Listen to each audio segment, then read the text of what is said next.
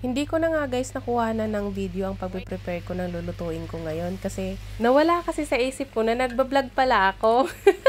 Oh no! Kaya yun, hindi ko na talaga nakuha na ng video yung pag-prepare ko ng mga sangkap niyan. Bali yung kakailanganin lang naman natin guys ay manok, patatas at saka carrot. Ang una ko palang ginawa dyan ay prinito ko muna yung manok.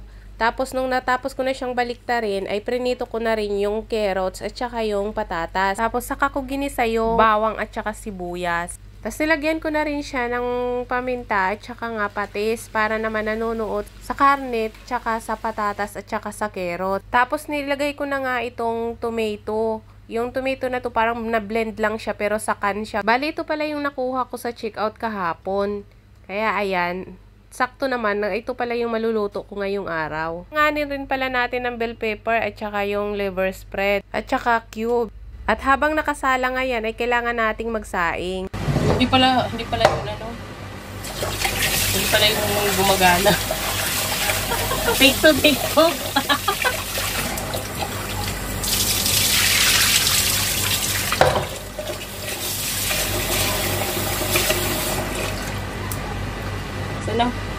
Nahugasan ko na siya guys, kaya lang hindi pala naka-play yung yung video, kaya take 2 na lang ako para mapakita sa inyo. Ayan. So ganito rin ba kayo magsaing? Ayan. Kung gaano karami ang dami ng bigas, ganun din yung dami ng tubig. Sukat ng tubig. Bali, sukatin mo muna yung bigas, tapos simula sa ibabaw ng bigas, sukatin mo naman yung tubig, ganun ka-level sa dami ng bigas. Kasi baka papaya, ipantay mo lang din sa bigas yung tubig. Mahihilaw talaga yun. Baka magaya kasi kayo sa anak ko, na tinuruan ko siya dati magsaing. Sabi ko sa kanya, nakapagsaing ka. Ang sabaw ng sinaing ay ipantay mo lang sa kung gaano kadami yung bigas. Ayun, pinantay nga niya na hilaw na, sunog pa. Yung sili. Kaya yan, ko na lang. Ihahabol. So, wala akong bell pepper, kaya ito na lang. Kaya ayan, ito na lang ang gagamitin ko. Labuyo dito, tsaka to. Yung ulam pala namin kagabi guys ay atay ng manok. So, wala akong liver spread, kaya itong sobrang adobo na atay. Ito na lang ilalagay ko, idudurugin ko na lang. Diba? Liver spread na rin yun. So, ganyan dapat ang mga wais, di ba? Hindi ka na mapapagasos, isahan na lang. So, dudurugin ko na lang siya. Tapos, ito na yung isasahog ko doon. Di ko talaga alam kung anong tawag sa niluluto ko na to guys. Pero, natitikman ko kasi siya. At pag once kasi na kumakain ako ng isang pagkain na nagustuhan ko, tinatandaan ko yung mga sinasahog at hinula-hulaan ko na lang yung ibang sangkap na alam mong magtutugma doon sa lasa na gusto ko. Kaya ayan guys, wala talaga siyang original na that's my own version na luto. Para siyang 3-in-1, apritada, caldereta, minodo. That's my own version na niluto sa manok na yun nga, 3-in-1. Tapos may bulbul pa yung yung manok namin.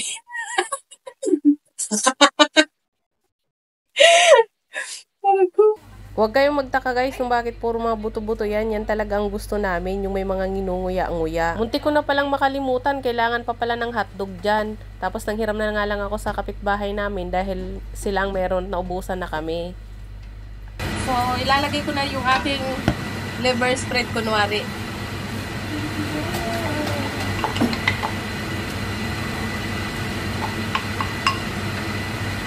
Tiningnan ko nga yung mga lagayan ng aming mga condiments kung may chicken cubes pa ba kami. Naku guys, wala na naman pala. Ay buti na lang kamo, pagtanong ko dito sa aming kapitbahay, at meron pa sila. Tapos yung sabi naman kapitbahay ko, ay expired na pala te. Oh no! Sabi ko, okay na yan, expired, lulutuin naman. Yes! O, di ba ganun tayo mga Pinoy? Okay lang yun, ma-expired siya, basta maluto, okay na yun. Kung masama yun sa tao, sasakit na lang naman ang tiyan namin. Sabay ganun. Oh yes! At nakalimutan ko pala guys, mayroon pa palang kailangan green peas pala. Hindi ko nga kasi alam kung anong klaseng luto itong niluluto ko. Basta kung ano yung makita kong mga sangkap doon sa lagayan namin, ihalo-halo na lang yan. Basta panglasang Pinoy, lutong Pinoy. Yo, ganun lang yung guys, di ba? Hindi natin ang tomato paste.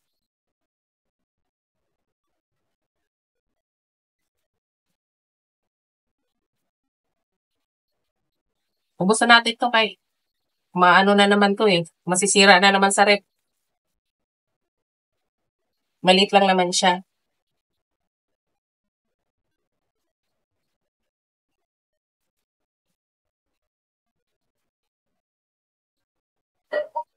Alam nyo guys, wala naman kasi yun sa procedure ng pagluluto.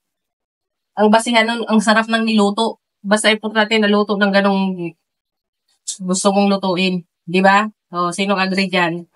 Comment down below. Down na, below pa.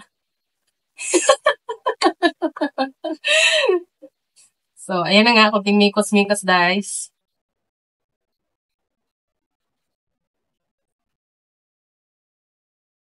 Tikman ko ulit.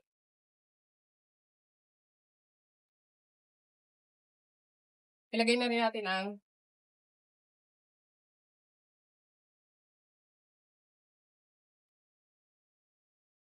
lagyan ko lang ng tubig para hindi ganun taro. Pakuluin ko lang. Kunti lang talaga.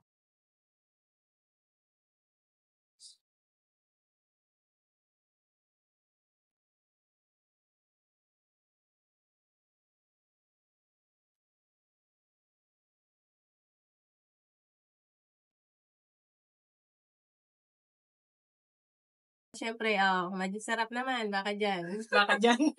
Baka naman. So, siyempre, may nakasali na kami dito. Ito na yun. Wala nang ano yan. Pag Pilipino, wala nang takantahan sa kutsara. Basta buhos ka lang yan, no? Okay na yan. Siyempre, ito, baliktad pa yung pagbukas. Oh. Walang fupas. Tak, tak, tak, Ajinomoto! Oh. At syempre, meron na rin kami dito separate yan. Tak, tak, isang katutak. Kunti lang. Kasi baka naman machigi tayo ng maaga. At syempre, ilalagay na natin itong sili. So, hatiin ko na yan. Wala nang hiwa-hiwa ng kutsilyo, guys. Ganyan ang Pilipino, oh. Tatlong hiwa lang ito. Oh, di ba?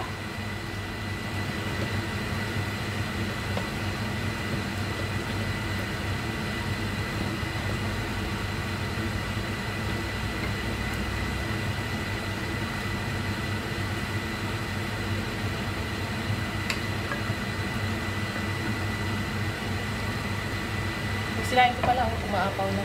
Try ko.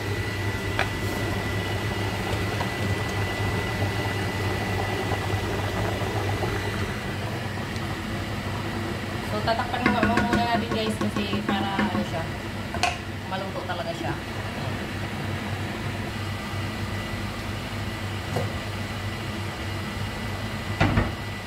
Kaya lagay na natin para sulitin na natin yung lasa. Lasang Pinoy talaga.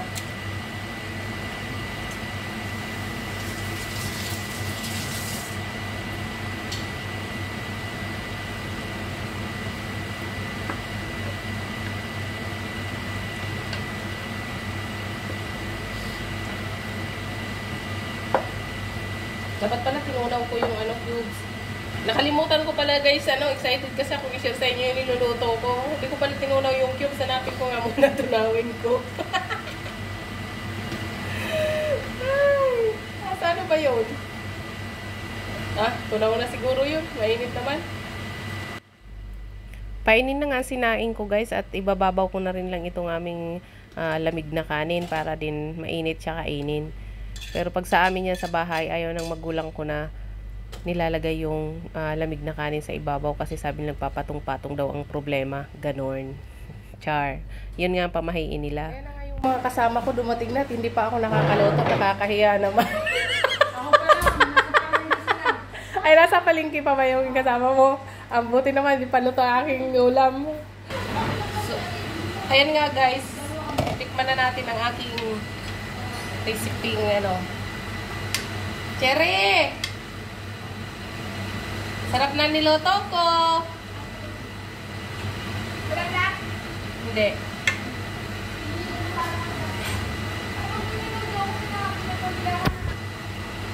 Patitikman ko nga sa MasterChef namin. Dali natin ko. Ba't ang galing niya gumawa? Hindi ako marunong ganito. Gusto ko ganito yung may sabaw na ganyan na marami. Eh di yun.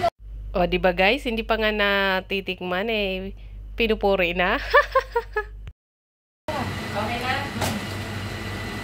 Wow naman, churap! Na nga yung mga kasama ko at ayun, kakain na kami. Ayun na nga, Joanne, oh, yung nalalaki daw ang tiyan mo. Akala niya, noon pa yun eh. Tikman mo muna. Pwede na ito, te. Pwede na yan. Parang sunog na ang gilid. Sige, okay lang yan. Bakit? Tinikman mo na. Siyempre, para ano, unang tikim muna. Siyempre, bago rin kinakain ng ano yan, tinitikman mo. Bakit may hotdog? Pwede Eh? na hotdog. Ha? Bakit ang hotdog ang titikman mo? Yung sabaw lang? Siyempre, yung timpla niya. Mamaya na yung kain. Mamaya na yung kain ng hotdog pagkakain na. Bigyan ni 713. Yummy. Yummy.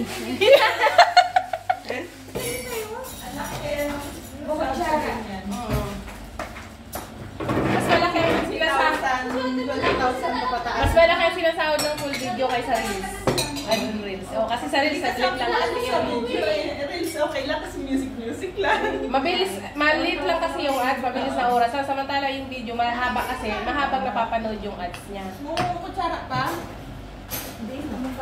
Parang ano? Ay, pasuyo mo ng ano? Tinidor? Tinidor, yes. Bakla! Kain na tayo.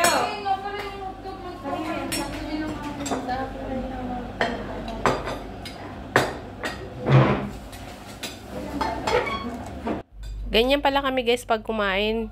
Hindi na namin sinasandok-sandok pa sa malaking plato yung kanin, kundi pati kaldero talaga nakalagay sa gitna. Siyempre, Pinoy kami, di ba?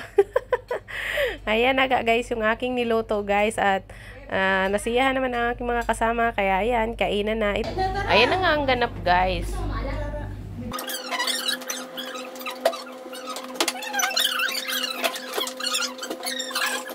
Magkano ka ba? Magkutsara? Ay, wala ka. Nalimutan ko magtako ng gata. Binuksan mo ba yung ano? Pag kasi end, doon pala yung mag-open. Pag yung naka-1 pa, hindi ka lang yung So, ay wala sa amin yan. So, kamay-kamay kasi Bakit kaya no? Wala sila.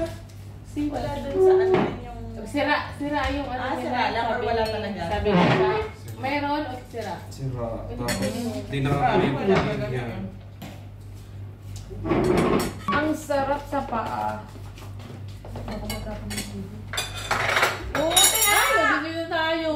Ayan na nga guys, ang aking video for today. Thank you for watching.